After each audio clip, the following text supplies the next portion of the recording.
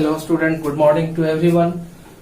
आज हम लोग बीएससी एग्रीकल्चर के लास्ट ईयर के topic genetics and plant breeding के बारे में स्टडी करेंगे। जेनेटिक्स एंड प्लांट ब्रीडिंग के बारे में स्टडी करने वाले हैं। तो इस टॉपिक को पढ़ने से पहले ये जाने कि इसका डिफाइन क्या है ना। डिफाइन को देखना है। जेनेटिक्स का डिफाइन क्या है? A branch of science where we deals about the hereditary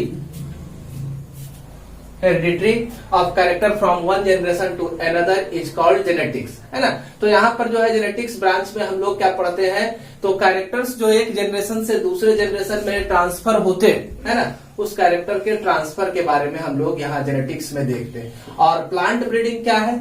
तो प्लांट ब्रीडिंग एक टेक्नोलॉजी है। इस टेक्नोलॉजी के तहत हम लोग क्या करते हैं, तो डिफरेंट तरह के प्लांट को आपस में क्रॉस करते हैं। डिफरेंट तरह के प्लांट को आपस में क्रॉस करते हैं जो कि स्पीसीज को सेम रखेगा। प्लांट ब्रीडिंग के लिए क्या चाहिए? सेम स्पीसीज चाहिए, है ना। और सेम स्पीसीज जनरली, है ना, सेम स्पीसीज को हम लोग क्रॉस कराते हैं और क्रॉस कराने के बाद क्या है, डिफरेंट तरह के वेरिएंट्स को हम लोग गेन करते हैं प्लांट ब्रीडिंग टेक्नोलॉजी के अंदर, ठीक है। और हम लोग इसके द्वारा प्लांट के अंदर क्या लाते हैं, इवोल्यूशन लाते हैं, ठीक है। बेहतर तरह के कैरेक्टर को लाने का काम करते हैं प्लांट ब्रीडिंग के अंतर्गत, ठीक है। इससे हमारे प्लांट के कैरेक्टर में इंप्रूवमेंट वगैरह होता है, ठीक है। तो कह सकते हैं कि science of changing and improving the heredity of plant.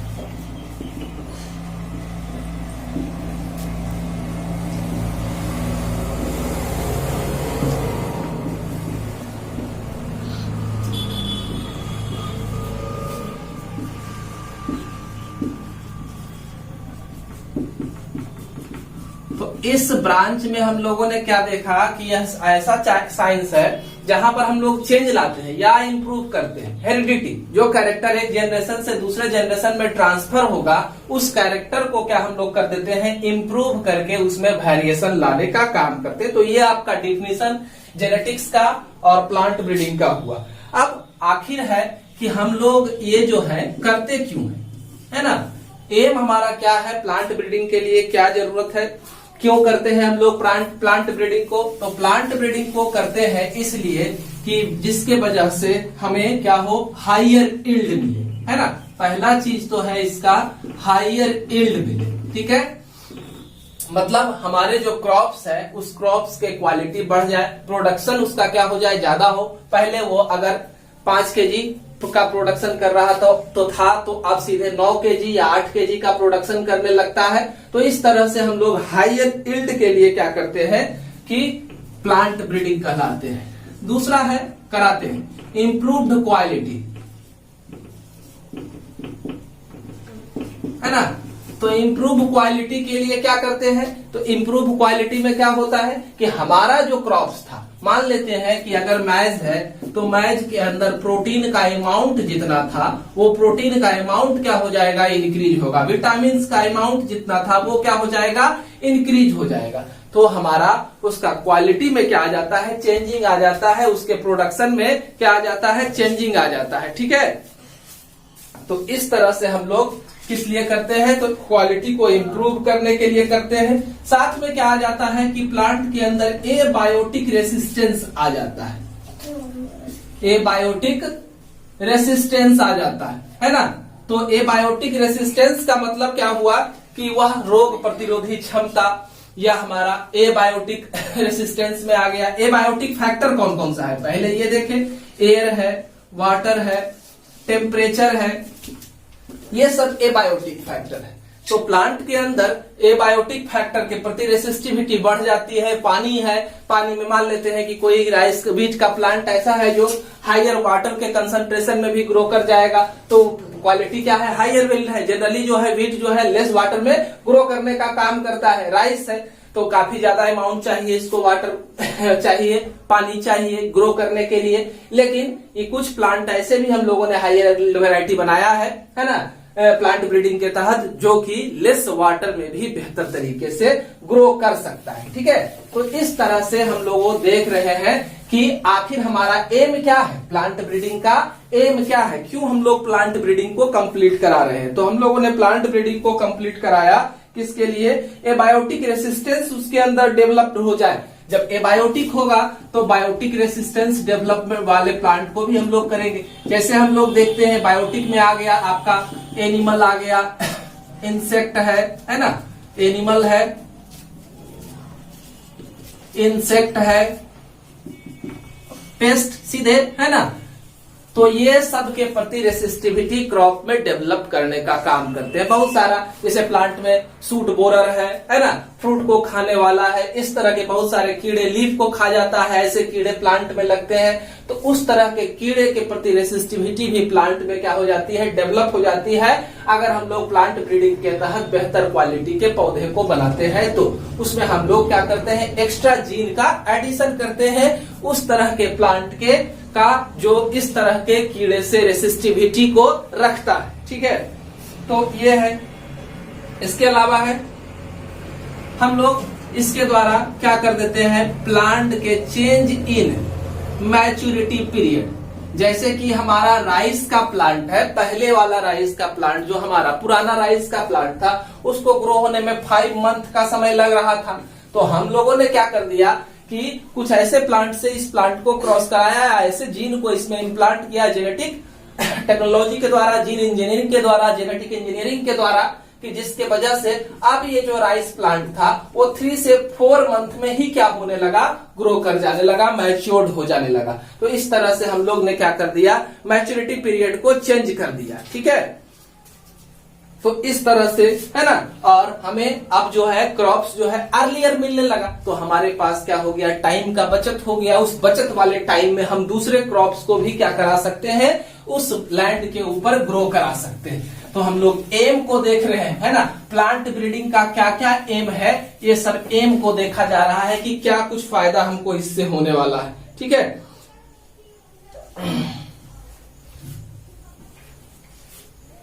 इसके अलावा और क्या है, desirable agronomic traits, desirable agronomic traits.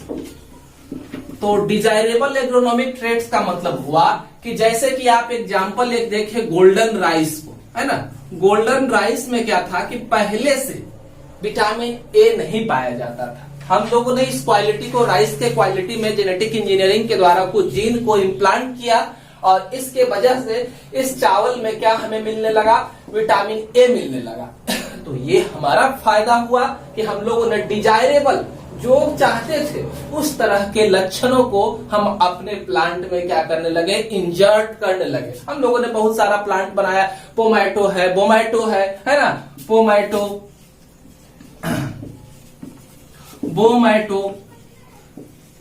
Pomato, tomato और पोटैटो को मिला करके एक वेराइटी को बनाया गया, है ना। बोमैटो, ब्रिंजल और पोटैटो को मिला करके बनाया गया। इस तरह से हम लोगों ने क्या किया कि डिजायरेबल कैरेक्टर को जोड़ लिया, इसके न्यूट्रिएंट्स को हम लोग गेन करके, है ना, इसको फूड प्रोडक्शन में यूज कर सकते हैं। तो इस तरह से डिजायरेबल एग्रोनॉमिक ट्रैट्स जो है वो बढ़ जाते हैं अगर हम लोग प्लांट ब्रीडिंग को कंप्लीट कराते हैं। तो साथ में प्लांट ब्रीडिंग से हम लोग क्या कर सकते हैं, इलिमिनेशन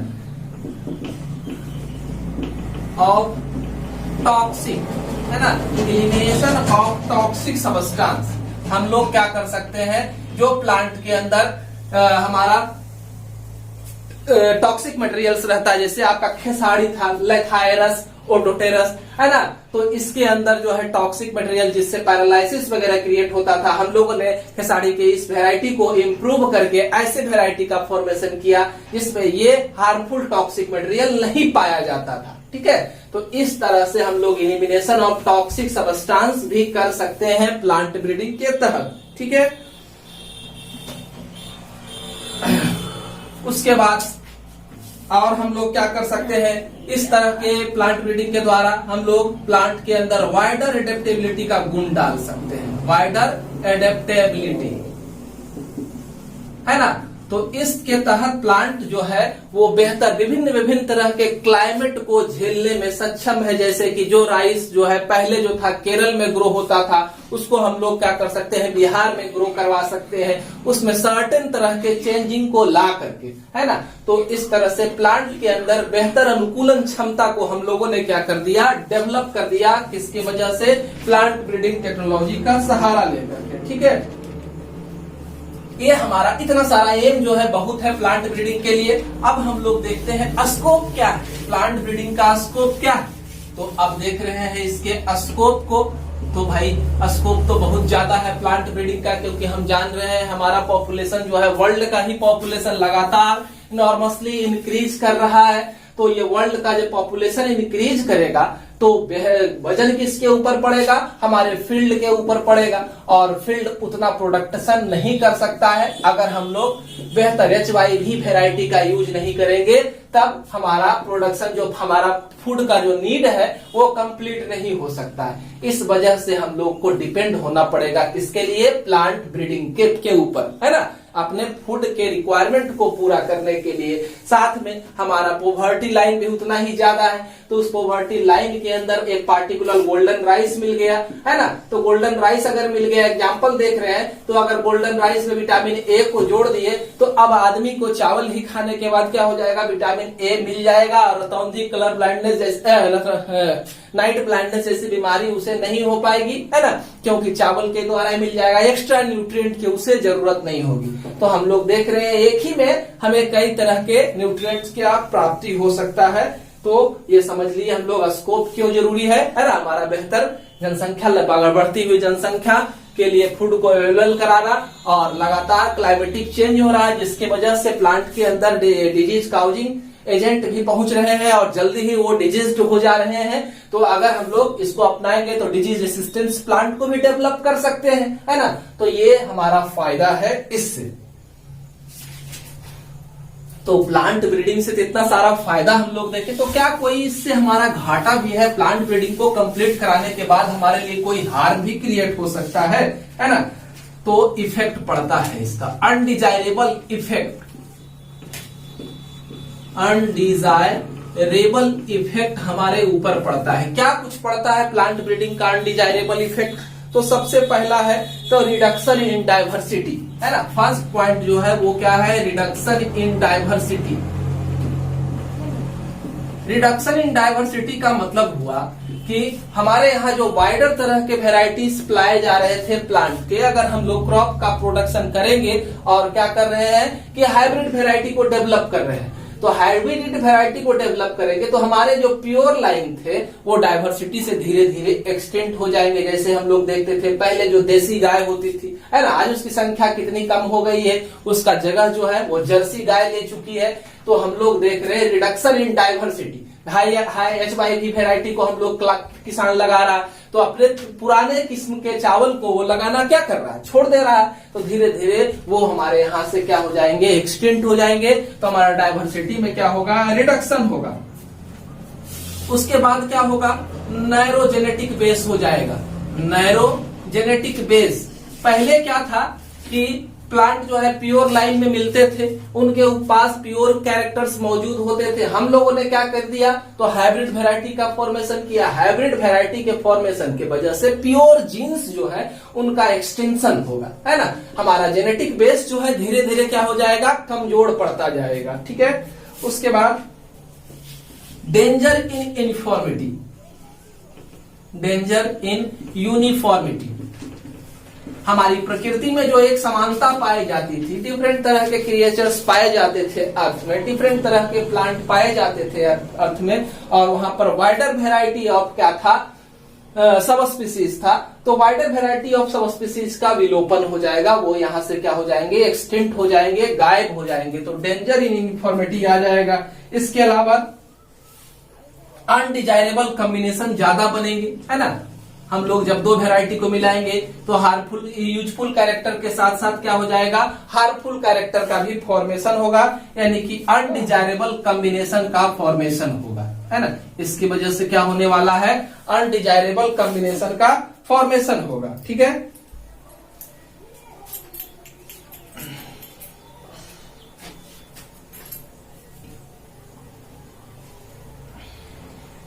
इतना सारा हम लोगों ने देखा, इसका इफेक्ट क्या क्या पड़ेगा। ठीक है, आगे हम लोग देखते हैं इस प्लांट के मोड ऑफ रिप्रोडक्शन के बारे में, है ना। किसके बारे में देखेंगे, तो मोड ऑफ रिप्रोडक्शन के बारे में। मोड ऑफ रिप्रोडक्शन, प्लांट के अंदर मोड ऑफ रिप्रोडक्शन क्या होगा। ठीक है, मोड ऑफ रिप्रोडक्शन क्या होगा, तो मोड ऑफ रिप्रोडक्शन कई हो सकते हैं। जैसे हम लोग जानते हैं कि मोड ऑफ रिप्रोडक्शन में हम लोग पहले ही पढ़े हैं। पहले क्या पढ़े हैं, तो मोड ऑफ रिप्रोडक्शन में एसेक्सुअल मोड ऑफ रिप्रोडक्शन और क्या है सेक्सुअल मोड ऑफ रिप्रोडक्शन। इस तरह के मोड ऑफ रिप्रोडक्शन को हम लोगों ने देखा है। एसेक्सुअल मोड ऑफ रिप्रोडक्शन को हम लोग कई तरह से देख चुके हैं। जैसे एसेक्सुअल मोड ऑफ रिप्रोडक्शन में क्या क्या है, बाइनरी फिजन आप लोगों ने पढ़ा था, है ना, बाइनरी फिजन है। और क्या है, कोनिडिया फॉर्मेशन है, कोनिडिया फॉर्मेशन है। और क्या है, स्पोर फॉर्मेशन है, स्पोर फॉर्मेशन है ना। इस तरह से कई पार्ट्स हैं किसके, तो हमारे एसेक्सुअल मोड ऑफ रिप्रोडक्शन के। तो प्लांट के अंदर एसेक्सुअल मोड ऑफ रिप्रोडक्शन भी होता है। और क्या है, जनरली प्लांट के अंदर जो है एसेक्सुअल, ये सब तो हमारा एनिमल के अंदर ज्यादा कंप्लीट होता है। प्लांट के अंदर एसेक्सुअल मोड ऑफ रिप्रोडक्शन में वेजिटेटिव प्रोपागेशन का वर्ड नाम आता है ना। वेजिटेटिव प्रोपागेशन का नाम आता है। वेजिटेटिव प्रोपागेशन को आप अगर डिटेल में देखें तो वेजिटेटिव प्रोपागेशन, अगर प्लांट के अंदर asexual mode of reproduction perform होता है तो उसी को क्या कहा जाता है, वेजिटेटिव मोड ऑफ रिप्रोडक्शन कहा जाता है। और प्लांट के जिस पार्ट के द्वारा वेजिटेटिव प्रोपागेशन होता है उस पार्ट को वेजिटेटिव प्रोपागुल्स कहा जाता है। क्या कहते हैं, वेजिटेटिव प्रोपागुल्स कहते हैं। ठीक है, इसे क्या कहा जाता है, वेजिटेटिव प्रोपागुल्स कहा जाता है। जैसे वेजिटेटिव प्रोपागुल्स में है रनर है, ट्यूबर है, राइजोम है, बल्ब है ना, सकर्स है। और क्या है, कुछ बाई लीफ के द्वारा रिप्रोड्यूस करते हैं प्लांट, कुछ क्या करते हैं बाई स्टेम के द्वारा रिप्रोड्यूस करते हैं। तो प्लांट के अंदर इस तरह से वेजिटेटिव प्रोपागेशन कंप्लीट होता है ना। ट्यूबर है, बल्ब, पोटैटो आपका ट्यूबर के द्वारा करता है, बल्ब के द्वारा ओनियन और गार्लिक जो है बल्ब के द्वारा रिप्रोड्यूस करता है ना। ट्यूबर के द्वारा कौन कौन, ट्यूबर के द्वारा आपका पोटैटो है ना। और इसके द्वारा बल्ब के द्वारा ओनियन को लिखे, और किसको, गार्लिक के द्वारा, गार्लिक में, है ना। ये दो हो गया। इसके अलावा आपका राइजोम्स के द्वारा, राइजोम्स है तो राइजोम्स किस किस प्लांट में राइजोम्स के द्वारा होगा, तो राइजोम्स के द्वारा जो है वो जिंजर और टर्मरिक में होगा। जिंजर है और टर्मरिक है ना। इसमें किसके द्वारा होगा, राइजोम्स के द्वारा होगा। बाइलीफ के द्वारा, ब्रायोफिलियम के द्वारा, ब्रायोफिलियम के द्वारा, है ना। ब्रायोफिलियम प्लांट में किसके द्वारा होगा, लीफ के द्वारा होगा। और किसके द्वारा, ब्रायोफिलियम में किसके द्वारा हो गया, लीफ के द्वारा हो गया, है ना। स्टेम के द्वारा रोज है ना। ये सब में स्टेम के द्वारा होता है। तो इस तरह से हम लोगों ने देखा कि प्लांट में वेजिटेटिव प्रोपागेशन होता है। वेजिटेटिव प्रोपागेशन को हम लोग करवाते हैं, ठीक है। अगर वेजिटेटिव प्रोपागेशन को हम लोग करवाते हैं तो उसे क्या कहते हैं, उसे कहते हैं आर्टिफिशियल वेजिटेटिव प्रोपागेशन, है ना। उसे क्या कहा जाता है, आर्टिफिशियल वेजिटेटिव प्रोपागेशन। अगर हम लोग क्या कराते हैं, वेजिटेटिव प्रोपागेशन प्लांट में कराते हैं, आर्टिफिशियली कराते हैं। किसी में एक वर्ड आता है आपका एपोमिक्सिस, है ना। एपोमिक्सिस में क्या होता है, एक वर्ड है क्या, एपोमिक्सिस, है ना। एपोमिक्सिस में क्या होता है कि सीड फॉर्म हो जाते हैं, है ना। सीड फॉर्म हो जाते हैं लेकिन फर्टिलाइजेशन का काम नहीं होता है। सीड फॉर्म हो जाएगा लेकिन फर्टिलाइजेशन विदाउट कर सकते हैं कि without seed form, without fertilization seed is form is called apomixis, ठीक है।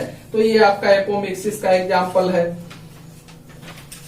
एपोमिक्सिस के द्वारा हम लोग बिना बाइसेक्सुअल फ्लावर के, बिना डाइसेक्सुअल प्लांट के भी क्या कर सकते हैं, तो सीड का फॉर्मेशन कर सकते हैं, नए प्लांट को क्रिएट कर सकते हैं। ठीक है, इतना जानने के बाद आप फ्लावर को देखें। एक बाइसेक्सुअल फ्लावर यहां बना रहे हैं।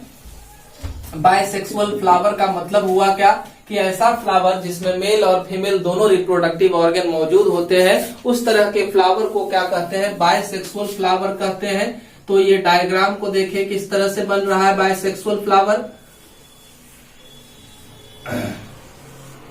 ये आसान तरीका,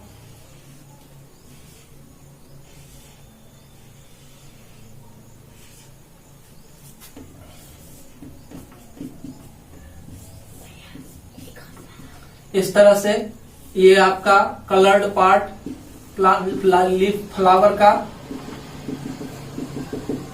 ठीक है, तो ये जो हो गया जिस पर पौधा खड़ा होता है उसको पेडिसल या पुष्प वृंत कहा जाता है। इसको क्या कहते हैं, पुष्प वृंत कहते हैं। ठीक है, और ये जो है ये कैलिक्स है, ग्रीन पार्ट है, जो फ्लावर को बर्ड स्टेज में क्या करता है, प्रोटेक्ट करने का काम करता है। ये वाला पुष्पासन है, इसको थैलामस कहते हैं, पुष्पासन कहते हैं, जिस पर फूल अवस्थित होता है। इसी को रिसेप्टिकल्स भी कहा जाता है। ठीक है, जिस पर फूल प्रेजेंट होता है। इसके अलावा ये रंगीन वाला पार्ट जो है वो कोरोला कहलाता है। यहीं पर देखें कैलिक्स में सिंगल पार्ट को सेपल्स कहते हैं और इसके सिंगल पार्ट को पेटल कहते हैं। ठीक है, ये आपका मेल पार्ट है। मेल पार्ट में देख रहे हैं ऊपर जो है उसको एंथर कहा जाता है और निचला हिस्सा को फिलामेंट कहा जाता है। ठीक है, पूरे पार्ट को एंड्रोसियम कहा जाता है। ठीक है, एंड्रोसियम कहा जाता है। और फीमेल पार्ट को ये देखें, ये फीमेल पार्ट है, इसको कार्पेल कहा जाता है और इसको स्टामेन भी कहा जाता है और इसी को पिस्टिल भी कहा जाता है, कार्पेल पिस्टिल। फिर गायनेशियम।